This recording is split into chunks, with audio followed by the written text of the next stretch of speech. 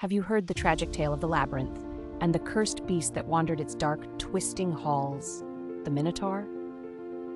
Deep in the heart of ancient Crete, beneath the mighty palace of King Minos, a dreadful secret lay hidden from the world. The labyrinth, a maze so intricate that even the bravest feared its depths, was home to a creature neither fully man nor beast, a monstrous fusion of both. His bull's head crowned a powerful human form, cursed by the gods as a grim reminder of broken promises. "What have we done?" whispered those who knew the truth. For the Minotaur was the living price of King Minos' betrayal to Poseidon. Conceived through a curse that twisted love into madness, this creature, born of an unnatural union, was condemned to prowl the shadowy corridors of the labyrinth, forever lost, a prisoner of fate. His roars echoed through the stone walls, filling the hearts of men with dread. And so, the Minotaur became a haunting legend, a symbol of divine punishment and the high cost of defying the gods' will. It all began with a broken oath, one that would stir the wrath of the gods. King Minos, ruler of Crete, stood by the shores, his heart filled with a silent plea to Poseidon, mighty lord of the seas. He begged for a sign, a majestic bull, to honor the god with sacrifice, and from the rolling waves Poseidon answered, sending forth a gleaming white bull, its coat shining like pearls under the sun. But when Minos gazed upon the creature, its beauty ensnared him. He could not bring himself to offer it as a sacrifice. Minos, defying his vow, sent a lesser bull to the altar, hoping the god would not notice. But the sea god's eyes were ever watchful. Poseidon's rage roared like a tempest. "You dare deceive me, Minos?" The god's voice thundered across the waves, his fury woven into each crashing tide. "For this treachery you shall pay dearly." The punishment came swiftly, not to Minos himself, but to his queen. Pasiphae, proud and noble, fell victim to Poseidon's cruel curse. Her heart twisted with unnatural desire, and she became consumed with love for the very bull her husband had spared. "You will suffer," Poseidon's voice whispered through the winds, "for the gods are not so easily defied." The curse was set, and from that moment, the fate of Crete was sealed in the eyes of the gods. Queen Pasiphae's passion for the bull consumed her, twisting her mind until nothing else mattered. Day and night, she was haunted by her cursed longing, her heart torn between shame and an overwhelming desire she could not control. "Daedalus," she whispered, her voice trembling with desperation, "you must help me." The famed craftsman, known for his brilliance, looked at her with both pity and dread. "My queen, this path leads to ruin," he warned, but her pleas were relentless. Unable to refuse her command, Daedalus crafted a lifelike wooden cow, hollow inside, where Pasiphae could hide.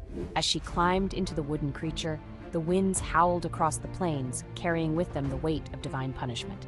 The great bull approached, its eyes dark and unknowing. In that moment, Pasiphae's fate was sealed.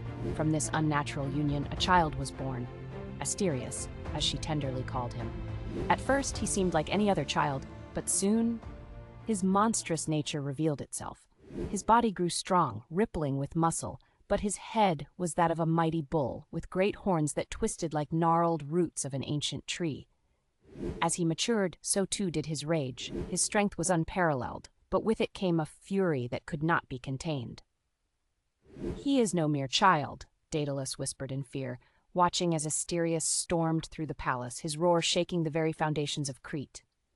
The Minotaur, born from Queen Pasiphae's twisted love, became the dark shadow over Crete, a beast that embodied its deepest shame. As he grew, so did his hunger for violence. His powerful body, half man and half bull, terrorized all who dared approach him, his roar echoing through the palace halls. King Minos, once defiant in his choices, now stood in horror at the monster he could not control. "His fury knows no bounds," Minos whispered, watching as the Minotaur ravaged all in its path. Desperate, the king turned to Daedalus, the brilliant craftsman, with a command that felt more like a plea. "Build me a prison," he said, his voice low and haunted, "a place where even the creature himself will be lost."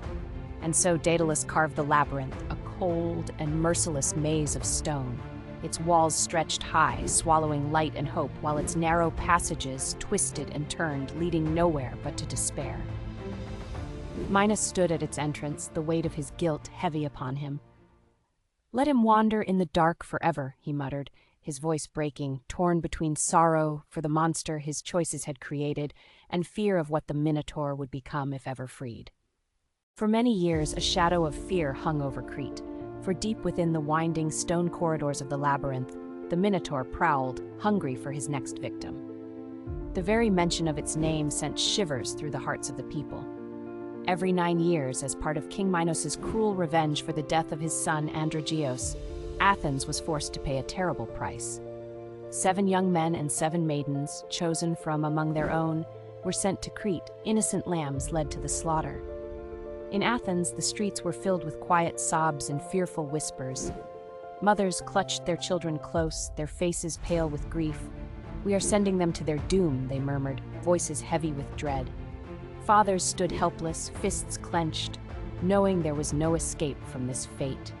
The ships, bound for Crete, sailed under dark skies, the cries of those aboard already swallowed by the wind, their echoes destined to be lost in the twisted maze.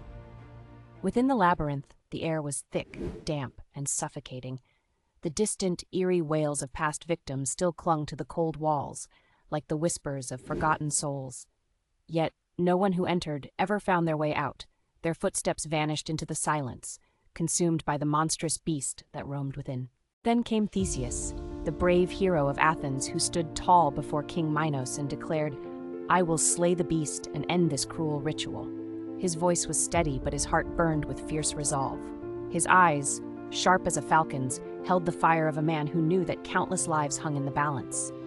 Nearby, Princess Ariadne watched him, her heart torn between loyalty to her father and her love for Theseus. In a hushed voice, she said, "Take this," handing him a ball of thread, her fingers brushing his as they trembled. "Tie one end to the entrance. It will lead you back." Her words were soft, almost pleading, as if she feared for him more than he did for himself. Theseus gave her a reassuring nod, his jaw set in determination. As he entered the dark maw of the labyrinth, the air felt thick and heavy. His steps echoed off the cold stone walls, which seemed to narrow with each passing moment. The light from the entrance dimmed behind him, and the silence grew oppressive, broken only by the distant sound of his heartbeat. Sword in hand, thread trailing behind him, Theseus pressed forward, the weight of fate on his shoulders. Every corner he turned, every shadow he faced, brought him closer to the beast waiting at the heart of the maze. Deep within the twisting halls of the labyrinth, the air hung heavy with silence, broken only by the slow, menacing steps of the Minotaur. Its monstrous breath filled the darkness, thick and foul, carrying the metallic scent of blood. From the shadows, Theseus watched the beast, its eyes wild, horns glinting like polished stone in the faint light. The ground trembled beneath its hooves.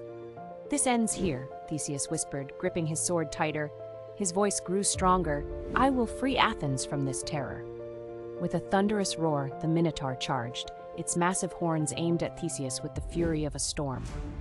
The earth seemed to shake beneath its weight, every step a promise of destruction. Theseus, heart pounding, dodged swiftly to the side, the creature's horns missing him by a breath. The beast turned, snarling, its nostrils flaring, eyes burning with rage. The hero steadied himself, sweat tracing lines down his brow. "Your time is over, monster," Theseus growled. The Minotaur lunged again, but this time Theseus was ready. With a swift, calculated strike, he plunged his sword deep into the creature's chest. The Minotaur bellowed, its cry echoing through the endless maze, a sound of fury and despair, before collapsing, its massive body crumpling, lifeless. The silence that followed was thick, and Theseus, breathing heavily, stood victorious over the fallen beast. With the Minotaur slain, Theseus moved swiftly, yet cautiously, the lifeline of Ariadne's thread tight in his hand. The echoes of the labyrinth's cold, stone walls seemed to whisper the creature's fading presence. His heart pounded with both triumph and weariness, but the way out lay clear before him. Step by step, he retraced his path, the thread pulling him toward the light above. As he neared the surface, the stale air of the maze gave way to the warm, golden sunlight that bathed him as he emerged from the shadowy depths. Ariadne, her eyes wide with hope and fear, rushed toward him, her breath catching. "Is it over?" she asked, her voice trembling. Theseus, his face streaked with sweat and dust, nodded slowly. "It is done," he whispered, his voice weighed down by exhaustion. His hand tightened around the sword that had felled the beast, but in his eyes, there was no celebration, only the quiet acknowledgement of what had been lost and won. Though the Minotaur had fallen, the tale of the labyrinth's curse would linger, etched in the memories of those who had heard it. This was more than just a tale of heroism. It was a story of divine punishment, a reminder of promises broken and the consequences that followed. Even now, the shadows of the labyrinth remind us of the fragile line between man and beast, and how fate holds power over both.